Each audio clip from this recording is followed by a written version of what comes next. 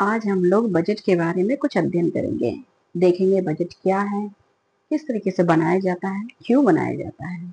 अगर हम बजट की बात करते हैं, एक उदाहरण के स्वरूप की तरह अगर हम देखें तो बजट एक छोटे रूप में अगर हम घर का बजट देखें, घर का बजट क्यों बनाया जाता है ये आप सबको पता है।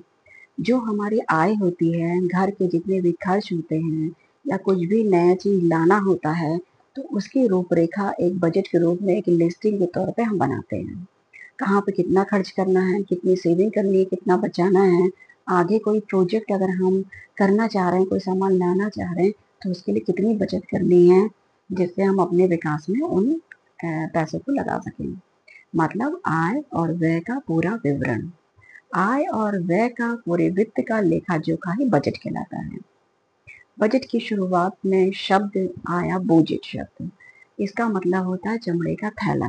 चमड़े के थैले के अंतर्गत पहले कुछ फाइल्स लाई गई और उसमें पूरा विवरण दिया गया। धीरे धीरे यही प्रक्रिया सभी संसद द्वारा या सभी पार्लियामेंट्स के विधानसभा विधान परिषदों के द्वारा अपना ली गई और वित्त मंत्री प्रस्तुत होकर के 1 फरवरी को बजट प्रस्तुत करने लगा, जो भारत के प्रावधान के अंतर्गत है। अतः हम इस चैप्टर में पॉल साइंस के बच्चे, पब्लिक एडमिनिस्ट्रेशन के बच्चे ये देखेंगे कि बजट क्या है, उनके लक्षण क्या हैं, उनकी विशेषताएं क्या हैं, उनकी कमियां क्या हैं। कुछ उसके इम्पोर्टेंट पॉइंट्स हैं जिस पे हम पढ़ेंगे, जिसको हम समझेंगे। कुछ लक्षणों को हम देखते हैं जो बहुत इम्पोर्टेंट होते हैं। बजट हमेशा प्री प्लान्ड होता है, पूर्व नियोजित होता है। बजट गोल ओरिएंटेड होता है। बजट टाइम बाउंड होता है। इसमें राजस्व तथा व्यय का आकलन होता है। संतुलन का ध्यान होता है।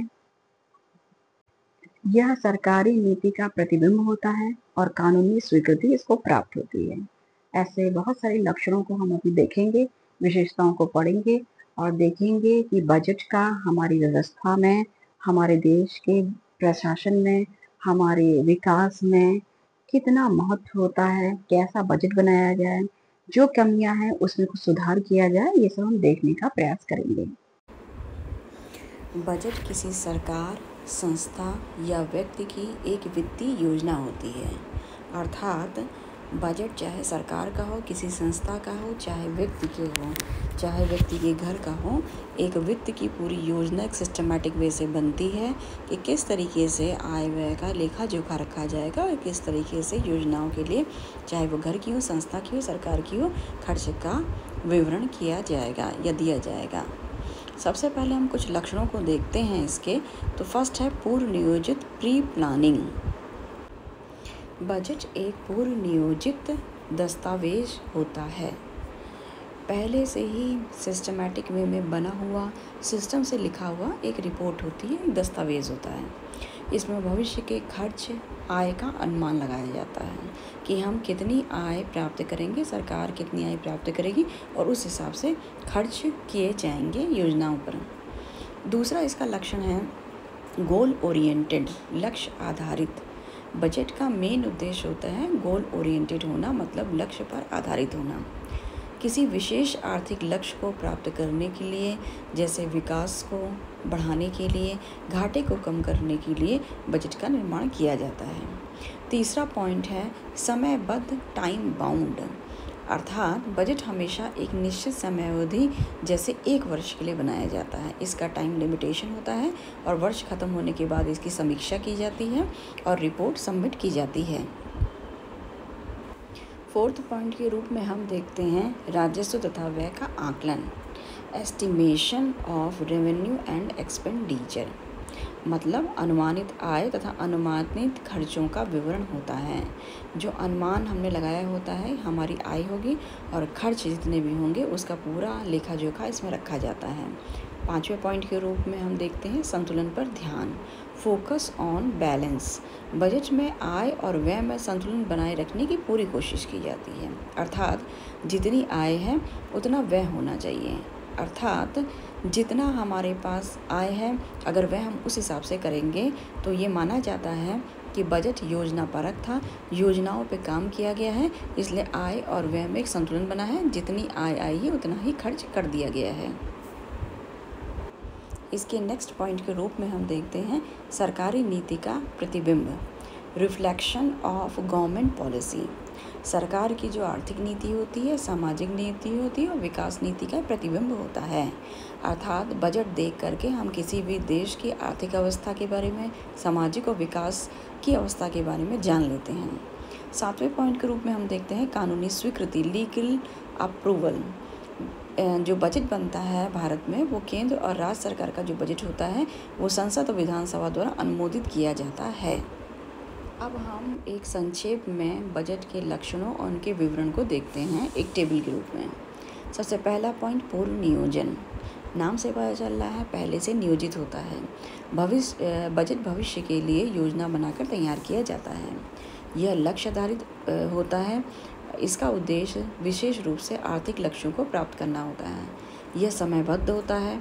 ये एक निश्चित अवधि के लिए वार्षिक तौर पर तैयार किया जाता है। यह राजस्व तथा व्यय का आकलन होता है। इसमें अनुमानित आय और व्यय का पूरा विवरण दिया जाता है। संतुलन पर ध्यान दिया जाता है कि व्यय और आय में एक संतुलन बनाए रखने की कोशिश की जाती है कि आय अगर है तो योजनाओं पर व्यय भी उसी हिसाब से किया जाए। सरकारी नीति का प्रतिबिंब होता है। यह सरकार की नीति और प्राथमिकताओं को पूरी तरह से दर्शाता है। इसके अतिरिक्त इसको कानूनी स्वीकृति प्राप्त होती है।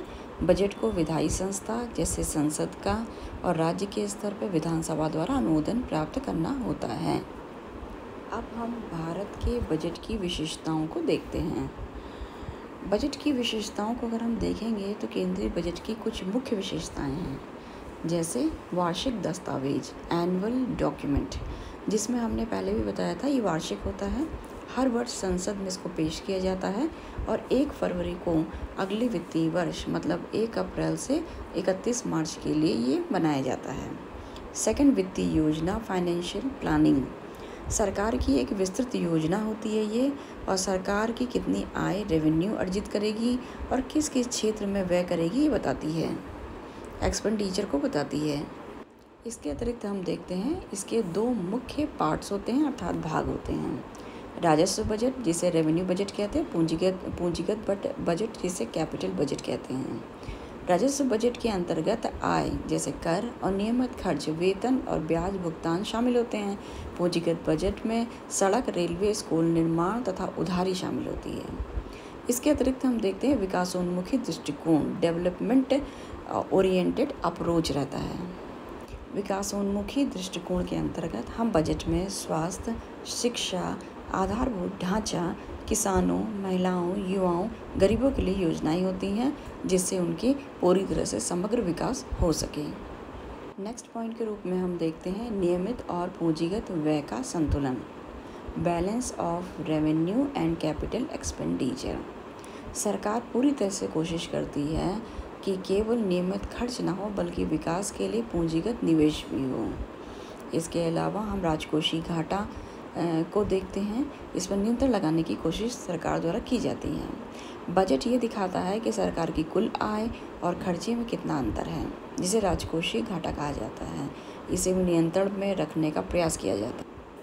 इसे नियंत्रण में रखना आर्थिक स्थिरता के लिए बहुत आवश्यक होता है, इसलिए राजकोषीय घाटे पर ध्यान आवश्यक रूप से दिया जाता है। अब हम इसे एक तालिका के रूप में, सरल रूप में देखते हैं। बजट की विशेषता विवरण को देखते हैं। यह एक वार्षिक दस्तावेज है जो हर वर्ष 1 फरवरी को संसद में प्रस्तुत किया जाता है। वित्तीय योजना है, आय व्यय का विस्तृत अनुमान होता है, 2 भागों में विभाजन होता है, राजस्व तथा पूंजीगत बजट में। विकासोन्मुखी दृष्टिकोण है, शिक्षा, स्वास्थ्य, आधारभूत ढांचे पर ही विशेष ध्यान दिया जाता है। राजकोषीय घाटा नियंत्रण करने का पूरा प्रयास किया जाता है। खर्च और आय के बीच में संतुलन बनाने रखने का प्रयास करते हैं। जल कल्याण तथा पारदर्शिता है, नागरिकों के हित में योजनाओं की पारदर्शिता को सुनिश्चित करते हैं। संवैधानिक आधार है, अनुच्छेद 112 के तहत वित्तीय विवरण प्रस्तुत किया गया है। नीति निर्धारण में सहायक है। बजट के माध्यम से सरकार की प्राथमिकताएं, जो प्राइमरी चीज़ें हैं उनके लिए और योजना स्पष्ट हो जाती हैं कि विकास हमारा किस तरफ जा रहा है, देश विकास की किस दिशा की ओर चल रहा है। अब हम बजट की कुछ कमियों पर ध्यान देते हैं। सबसे पहले बजट में जो घाटा हमको दिखाई देता है वो अत्यधिक राजकोषीय घाटा है। मतलब सरकार की आय की तुलना में खर्च बहुत अधिक होता है और जिससे कर्ज बढ़ता है। इसके अलावा कर व्यवस्था की जटिलता है। अर्थात टैक्स प्रणाली अब भी आम नागरिकों के लिए जटिल और भ्रमित करने वाली है। लंबी प्रक्रिया का पालन है। बजट के कार्यान्वयन में समय लगता है, जिससे योजनाओं में देरी हो जाती है। कृषि क्षेत्र की उपेक्षा। किसानों की आय तथा सुधार के लिए योजनाएं अपर्याप्त या कमज़ोर रहती हैं। अर्थात हम देखते हैं कि राजकोषीय घाटा देखने को ज़्यादा मिलता है। कर व्यवस्था काफ़ी टैक्स प्रणाली जटिल हो गई है। बजट के कार्यान्वयन में काफ़ी लंबा टाइम लगता है और कृषि क्षेत्र की उपेक्षा उद्योगों की तुलना में हुई है। इसके अतिरिक्त लंबी प्रक्रिया का पालन किया जाता है, जिससे समय लगता है और योजना में देरी होती है। कृषि की उपेक्षा इसलिए की गई क्योंकि उद्योगों को ज़्यादा तवज्जो दी गई है। किसानों की आय और सुधार के लिए योजनाएं सरकार की अभी भी अपर्याप्त तथा कमज़ोर हैं। शहरी कस्बाई असंतुलन है। बजट का एक बहुत बड़ा हिस्सा शहरों पर केंद्रित होता है। गांव क्षेत्रों की ज़रूरतों पर अधिक ध्यान नहीं दिया जाता है। बजट वास्तविकता से दूर तथा अनुमान के करीब होता है। कभी कभी आय और खर्चों का जो आंकड़े होते हैं वो इतनी आशावादी हो जाते हैं जो पूरे नहीं हो पाते हैं। इसके अतिरिक्त जन भागीदारी की कमी देखी गई है। आम जनता या स्थानीय निकायों की राय को सीमित रूप से शामिल किया जाता है। सरकार का हस्तक्षेप ज़्यादा रहता है।